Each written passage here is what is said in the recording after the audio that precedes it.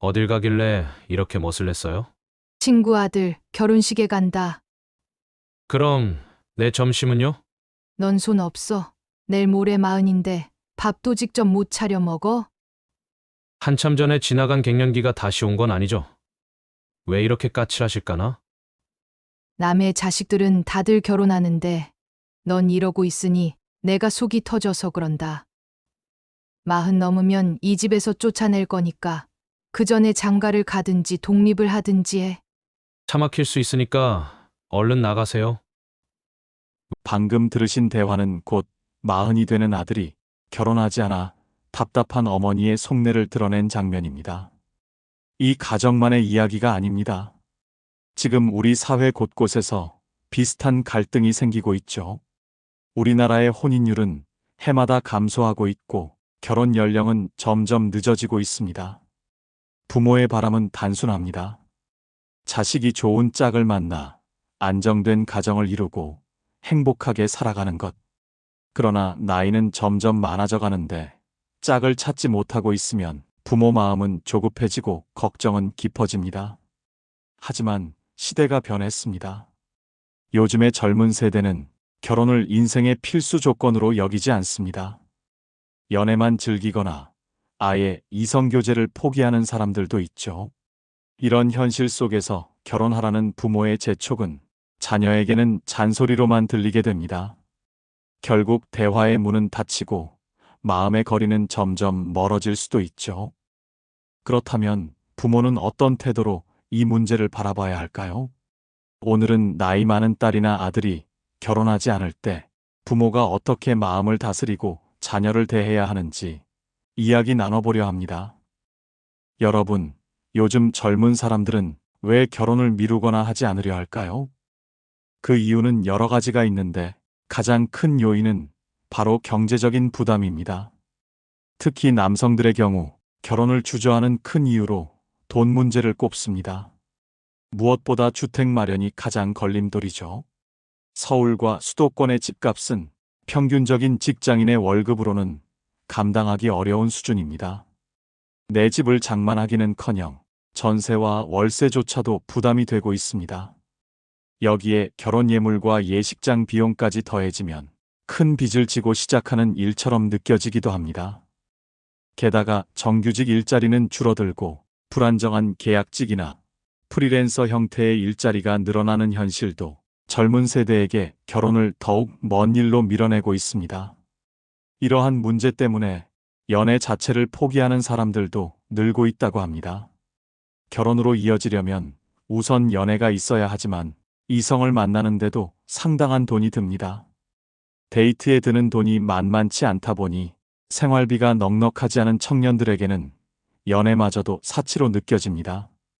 더구나 남성들의 경우 데이트 비용에 대한 부담이 크기 때문에 지금 내 형편의 연애는 꿈도 못 꾼다.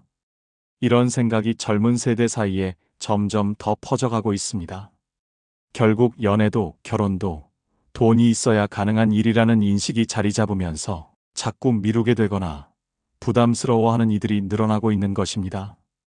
젊은 사람들이 결혼하지 않는 또 다른 이유는 가사와 육아에 대한 부담입니다. 특히 여성들의 경우 이 부담은 훨씬 더 크게 다가옵니다. 직장에서 일하고 퇴근하면 곧바로 집안일을 맡아야 하고 아이가 태어나면 육아까지 책임지는 생활. 이른바 삼중고라고 불리는 이 상황은 많은 여성들이 결혼과 출산을 망설이는 이유가 됩니다. 물론 사회가 변하면서 가사와 육아를 함께 나누려는 남성들도 늘어나고 있습니다. 하지만 여전히 그 책임은 여성에게 더 무겁게 쏠려 있는 것이 현실입니다. 또 다른 부담 요인은 시댁과의 관계입니다. 과거에 비해 많이 달라졌다고 하지만 여전히 결혼하면 며느리라는 이름으로 희생을 요구받는 경우가 적지 않습니다. 결국 여성들에게 결혼은 삶의 안정이 아니라 오히려 더 많은 역할과 의무가 추가되는 일처럼 보이게 됩니다. 이런 이유로 점점 더 많은 여성들이 결혼을 꺼려하고 있습니다. 또한 젊은 세대들의 가치관 변화와 결혼에 대한 환상이 사라졌기 때문일 수도 있습니다. 과거에는 결혼이 인생의 당연한 수순으로 여겨졌습니다. 좋은 배필을 만나 가정을 꾸리고 아이를 낳아 키우는 것이 어른으로 인정받는 기준이었고 사회적으로도 정상적인 삶으로 평가받는 방식이었죠. 결혼은 인생에서 반드시 거쳐야 하는 과정처럼 받아들여졌습니다. 그러나 지금의 청년 세대는 결혼을 다르게 바라봅니다. 더 이상 필수가 아니라 해도 되고 하지 않아도 되는 선택이 되었습니다. 과거에는 결혼이 곧 삶의 안정과 사회적 인정으로 연결되었지만 이제는 개인의 행복과 자유를 우선시하는 경향이 강합니다. 배우자와 자녀를 책임지는 삶은 희생과 의무가 따르기에 큰 부담으로 느껴질 수 있습니다. 그 결과 일부 사람들은 새로운 가족과 가정을 꾸리는 것보다는 자신만의 행복과 성장을 위해 시간을 쓰고 싶어 합니다. 어떤 사람은 여가 시간에 여행이나 취미를 즐기고 또 다른 사람은 자기 개발이나 일에 몰두하며 삶의 만족을 추구합니다. 이러다 보니 결혼은 자연스럽게 우선순위에서 밀려나게 된 것이죠. 여기에 더해 결혼에 대한 환상이 없는 사람들도 많습니다. 이는 행복한 결혼 생활을 가까이에서 본 경험이 부족하기 때문일 수 있습니다. 주변에서 들려오는 이야기는 부부 갈등이나 이혼 같은 부정적인 사례가 많아서 결혼을 두려워하는 사람도 있습니다. 특히 부모의 결혼 생활이 원만하지 않았다면 자녀는 더 강하게 영향을 받습니다. 저렇게 살 바엔 차라리 혼자가 낫겠다는 생각을 품게 되는 것이죠. 그래서 자녀에게 왜 결혼하지 않느냐고 재촉하기 전에 스스로에게 이런 질문을 던져볼 필요가 있습니다. 나는 결혼해서 행복했는가? 부부가 서로를 존중하며 살아가는 모습, 함께 나이 들어가면서 서로에게 의지하고 배려하는 모습 등 화목한 결혼 생활이 자녀가 결혼을 긍정적으로 인식하는데 결정적인 역할을 합니다. 따라서 나이 많은 자식이 결혼할 마음이 없다면 부모 스스로 자신의 삶을 돌아보고 문제가 있다면 개선해 보는 게 어떨까요?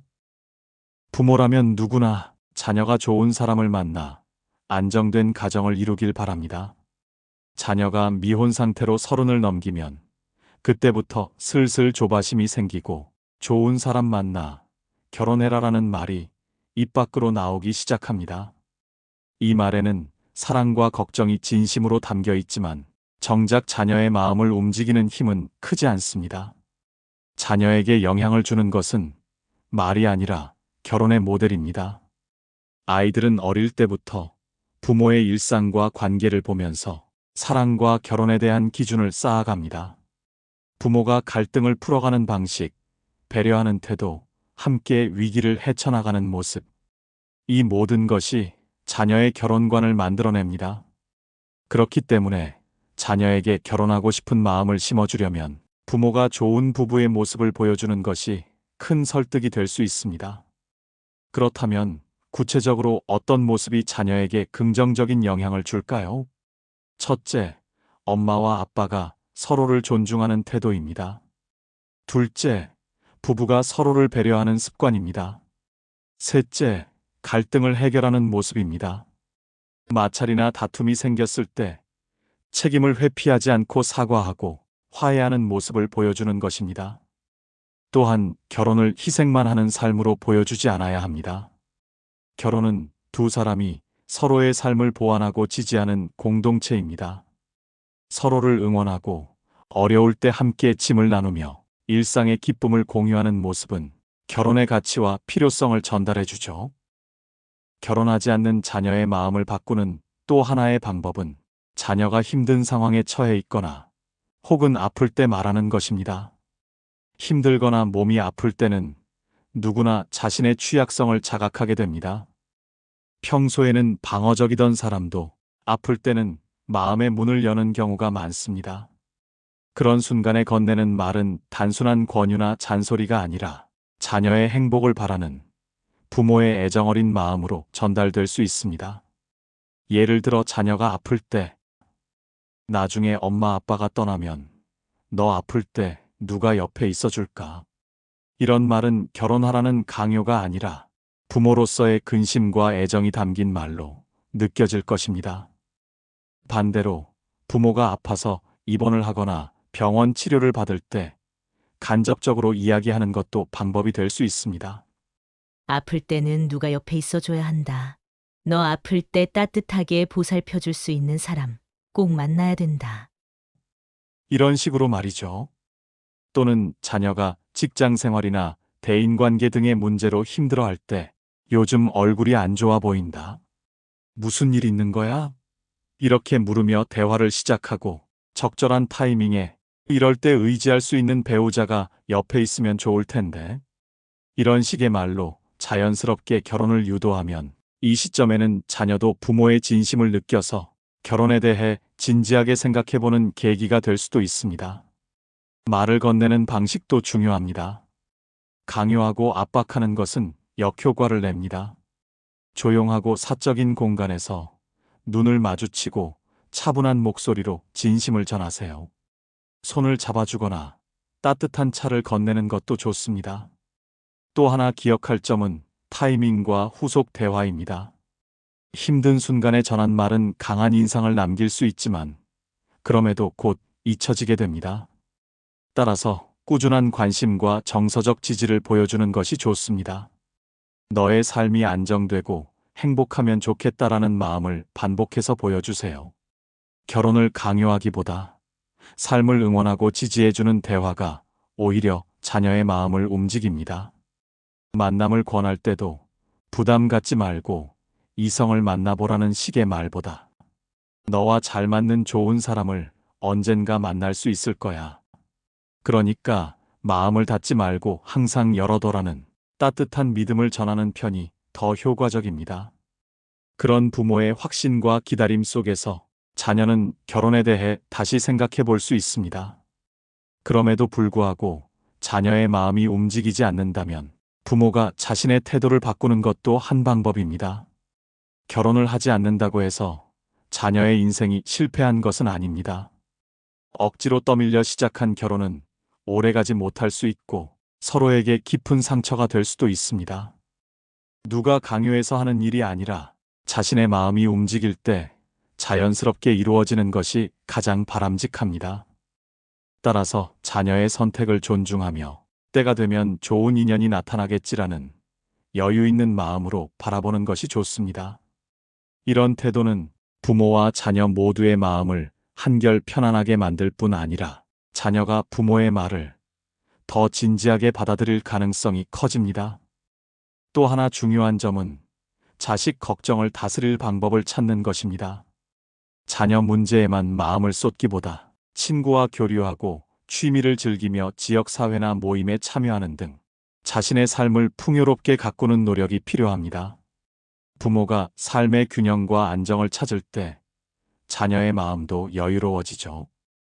지금 이 순간에도 비슷한 걱정으로 마음 무거운 부모님들이 있으실 겁니다. 오늘 이야기가 그 답답한 마음을 조금이라도 덜어드리는 시간이 되었기를 바랍니다. 저는 다음에 또 다른 이야기로 찾아뵙겠습니다. 여러분의 좋아요와 구독은 더 좋은 영상을 만드는데 큰 힘이 됩니다. 시청해주셔서 감사합니다.